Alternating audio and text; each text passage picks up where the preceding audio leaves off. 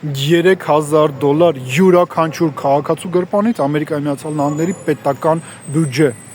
Հարգելի ընկերներ, Ամերիկայի Միացյալ Նահանգների փոխնախագահ J.D. Vance-ի այցը Հայաստան եւ Ադրբեջան ավարտվեց եւ ժամանակն է որոշակի առումով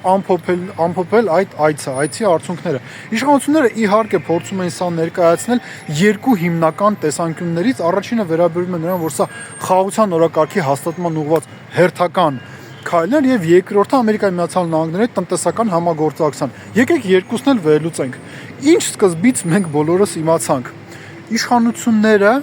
կարողացան թարգմանության սխալը օգտագործել իշահ իրենց։ Փորձեցին քաղաքացիներին համոզել, որ 9 միլիարդ ամերիկյան դոլար է ներդրվելու Հայաստանի տնտեսության մեջ, բայց մարդիկ, որոնք անգլերեն մի փոքր ավելի լավ էին իմանում, հետագայում ասացին, որ իրականում Ամերիկայի Միացյալ Նահանգների տնտեսության մեջ Հայաստանի Հանրապետությունն է 9 միլիարդ դոլար ներդնելու, մենք 3 միլիոն բնակչություն ունենք, 9 միլիարդը բաժանենք 3 միլիոնի, $3000 ամեն քաղաքացի Ամերիկայի Միացյալ Նահանգների պետական բյուջե ներդրում է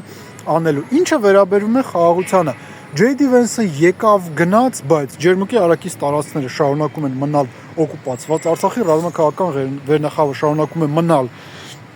Ադրբեջանում բանտարկված, Ադրբեջանի նախագահը չի չեղարկել Արևմտյան Ադրբեջան նախագծի ֆինանսավորումը, այսինքն այն խաղաղության օրակարգը, որի մասին իշխանությունները խոսում են, մեղմ ասած իրականության հետ որևէ աղերս չունի եւ ակնհայտ է, որ ամերիկացիները չէին էլ պլանավորում դա բերեին։ J.D. Vance-ը այստեղ եկավ, որպեսզի հասկանա Հայաստանի եւ Ադրբեջանի դիրքորոշումը Իրանի դեմ պատերազմական գործողությունների